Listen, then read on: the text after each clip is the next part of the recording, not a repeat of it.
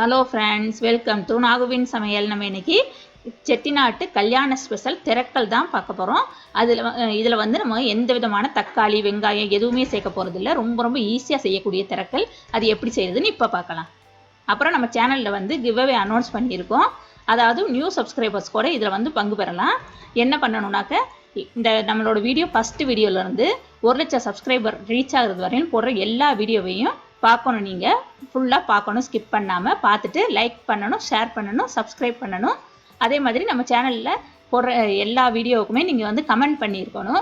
ஏன்னா நீங்கள் பண்ணுற கமெண்ட்டில் இருந்து தான் நான் வந்து வின்னர் வந்து செலக்ட் பண்ண போகிறது. அதனால் கண்டிப்பாக கமெண்ட் பண்ணுங்கள். ஃபுல் தேங்காய், ஒரு தேங்காய் எடுத்து அதை வந்து இந்த மாதிரி திருகி எடுத்து வச்சுருக்கேன். நீங்கள் கப் அளவில் எடுக்கிறதுனாக்க 2 கப் அளவுக்கு கோபுரமாக திருகின தேங்காய் வந்து துருவல் எடுத்துக்கோங்க. அது வந்து கரெக்டாக இருக்கும். அப்புறம் 1/2 டீஸ்பூன் அளவுக்கு சின்ன ஜீரகம் எடுத்திருக்கேன். அப்புறம் 1/2 டீஸ்பூன் மிளகு, ஒரு பட்டை, ஒரு இலை சின்னதாக தானே எடுத்துக்கோங்க. அப்புறம் 4 கிராம்பு எடுத்திருக்கேன். அப்புறம் 2 ஏலக்காய் எடுத்திருக்கேன். கொஞ்சமாக பெருங்காயத்தூள் எடுத்திருக்கேன். அப்புறம் வந்து ஒரு 1/2 டீஸ்பூன் அளவுக்கு சோம்பு எடுத்திருக்கேன். அப்புறம் 14லேருந்து 16 வரையிலும் காஞ்ச மிளகா எடுத்துக்கோங்க. என்னோடய மிளகா வந்து இது வந்து சின்னதாக தான் இருக்குது, ஆனால் காரம் வந்து ஜாஸ்தியாக இருக்கும். அதனால் நான் வந்து இன்றைக்கி 14 தான் யூஸ் பண்ணுறேன். நீங்கள் வந்து உங்களோட மிளகா வந்து காரம் கம்மியாக இருந்ததுனாக்க நீங்கள் வந்து 16 மிளகாயே யூஸ் பண்ணிக்கோங்க. ஏன்னா இது வந்து கொஞ்சம் காரமாக இருந்தால் தான் நல்லாயிருக்கும். அப்புறம் 2 டேபிள் ஸ்பூன் அளவுக்கு மல்லி எடுத்திருக்கேன். 2 டேபிள் ஸ்பூன் அளவுக்கு துவரம் பருப்பு, அதாவது சாம்பார் பருப்புன்னு சொல்லுவாங்கள்ல, அந்த பருப்பு எடுத்துக்கோங்க. அப்புறம் 3 பல் பூண்டு எடுத்திருக்கேன். இந்த பூண்டு வந்து நிறையா பிடிக்கிறவங்க வந்து ஒரு 4-5 கூட சேர்த்துக்கலாம். ஆனால் இந்த பூண்டு 3 பல் பூண்டு வந்து கரெக்டான அளவு. கூடுதலாக வேணும்னாக்கா நீங்கள் வந்து சின்ன பல்லாக இருந்ததுன்னா 4-5 கூட யூஸ் பண்ணிக்கலாம். அப்புறம் ஒரு சட்டி வச்சுட்டு 2 டீஸ்பூன் அளவுக்கு எண்ணெய் ஊற்றிருக்கேன். எண்ணெய் சூடானதும் நம்ம எடுத்து வச்சுருக்க சோம்பு, ஜீரகம், மிளகு எல்லாத்தையும் சூடு வர்றது வரையிலும் வறுத்துக்கங்க. அதுக்கப்புறமே வச்சுருக்க பூண்டையும் சேர்த்தாச்சு. பூண்டும் லேசாக வதங்கட்டும்.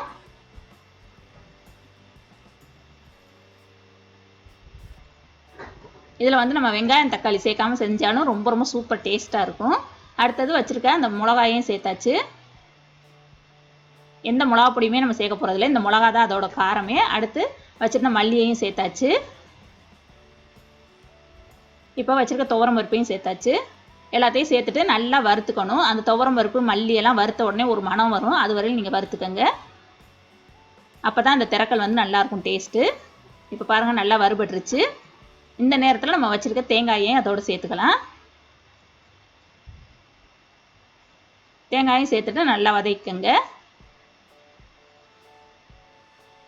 இப்போ தேங்காயும் நல்லா வதங்கிருச்சு. இந்தளவுக்கு வதங்கினா போதுமானது. இப்போ நான் வந்து அடுப்பை ஆஃப் பண்ணிட்டேன். ஆஃப் பண்ணிவிட்டு இதை வந்து நல்லா ஆற விட்டுறணும். இப்போ ஆறினதை நான் ஒரு மிக்ஸி ஜாரில் மாற்றிட்டேன். இதில் இப்போ கொஞ்சமாக தண்ணி ஊற்றி நல்லா பேஸ்ட்டாக அரைச்சிட்டு வந்துடணும். இப்போ பாருங்கள், அரைச்சி எடுத்துகிட்டு வந்தாச்சு. இந்த அளவுக்கு இருக்கும் நம்ம அரைச்சி விழுது. நல்ல மணம் வருது அந்த மசாலாவெல்லாம் சேர்ந்தது. இப்போ அதுக்கு தேவையான காய் பார்த்தீங்கன்னா 3 கத்திரிக்காயும் 3 உருளைக்கிழங்கும் எடுத்திருக்கேன். உருளைக்கிழங்கு வந்து 2 சேர்த்தாலே போதுமானது. ஆனால் எங்கள் வீட்டு குழந்தைங்களுக்கு வந்து உருளைக்கிழங்குனா ரொம்ப பிடிக்கும். அதனால நான் வந்து 3 சேர்க்குறேன். நீங்கள் வந்து 2 உருளைக்கிழங்கு சேர்த்தாலே போதுமானது. உருளைக்கிழங்கையும் தோலை சீவிட்டு இந்த மாதிரி பெருசு பெருசாக நறுக்கியிருக்கேன். அதே மாதிரி கத்திரிக்காயும் பெருசு பெருசாக நறுக்கிக்கங்க. அதோட கொஞ்சமாக கருவேப்பிலை மட்டும் சேர்க்குறேன். இப்போ ஒரு குக்கர் வச்சுட்டு அதில் 2 டேபிள் ஸ்பூன்லேருந்து 3 டேபிள் ஸ்பூன் வரையிலும் எண்ணெய் ஊற்றிக்கங்க.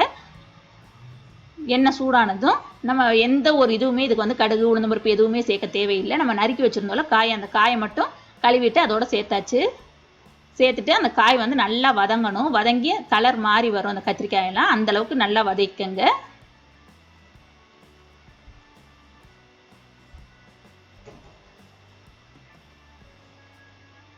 அது வதங்கிருச்சுன்னா கொஞ்சம் சாஃப்டாக வரும். அதை வச்சே நம்ம வந்து தெரிஞ்சுக்கலாம்.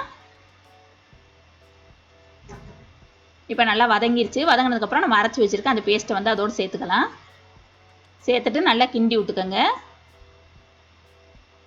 இப்போ அந்த மிக்ஸி ஜார்லேயே லேசாக தண்ணி ஊற்றிட்டு கழுவி அதில் ஊற்ற போகிறேன்னா, இப்போ அதுக்கு தேவையான அளவு உப்பு சேர்க்குறேன். 1 டீஸ்பூன் அளவுக்கு நான் வந்து உப்பு சேர்த்துருக்கேன். நீங்கள் அவங்கவுங்க சுவைக்கு தகுந்த மாதிரி கூட்டியோ குறைச்சோ சேர்த்துக்கங்க. இப்போ அந்த மிக்ஸி ஜாரில் கொஞ்சமாக தண்ணி ஊற்றிட்டு அதில் ஊற்றிட்டேன். இந்த திரக்கலுக்கு வந்து ரொம்ப தண்ணி நம்ம வந்து சேர்க்கக்கூடாது, கொஞ்சம் கெட்டியாக அந்த மாதிரி தான் இருக்கணும். அப்போ தான் நல்லாயிருக்கும் டேஸ்ட்டு. இந்தளவுக்கு தண்ணி ஊற்றினாலே போதுமானது. இப்போ இதை வந்து மூடி போட்டுட்டு ஒரு 2 விசில் வச்சு எடுத்தால் போதுமானது. 2 விசில்லே நல்லா வெந்துடும். இப்போ 2 விசில் வந்துருச்சு பாருங்கள். திறந்த உடனே அவ்வளோ ஒரு நல்ல மனம் வருது, சூப்பராக இருக்குது. நல்லா கெட்டியாகவும் இருக்குது பாருங்கள். இந்தளவுக்கு கெட்டியாக தான் இருக்கும் திரக்கல். இது வந்து தண்ணியாக இருக்குதுன்னு நீங்கள் நினச்சிங்கன்னா அடுப்பில் வச்சு கொஞ்சம் நேரம் கெட்டியாக்கிக்கங்க. இப்போ என்னோட இது வந்து கரெக்டான லெவலாக இருக்கிறதுனால நான் வந்து வைக்கல திரும்ப அடுப்பில். சவுண்ட் வந்ததோடு அமர்த்திட்டு எடுத்துட்டேன். இப்போ கடைசியில் ஒரு டீஸ்பூன்லேருந்து 2 டீஸ்பூன் வரையிலும் நல்லெண்ணெய் சேர்த்துக்கங்க. நல்லெண்ணெய் சேர்த்துக்கிட்டோம்னாக்க நல்லாயிருக்கும் டேஸ்ட்டு, அதுக்காக சேர்த்துருக்கேன். இப்போ பாருங்கள், நம்மளுக்கு செட்டிநாட்டு கல்யாண ஸ்பெஷல் திரக்கல் ரொம்ப ரொம்ப ஈஸியாக ரெடி ஆயிடுச்சு. இது வந்து ரொம்ப டேஸ்ட்டாக இருக்கும். ஒரு தடவை கண்டிப்பாக எல்லோரும் ட்ரை பண்ணி பாருங்கள். இந்த வீடியோ உங்களுக்கு பிடிச்சிச்சின்னா லைக் பண்ணுங்கள், ஷேர் பண்ணுங்கள், சப்ஸ்கிரைப் பண்ணுங்கள். கூடவே இருக்கிற பெல் ஐக்கானை கிளிக் பண்ணுங்கள். தேங்க்யூ.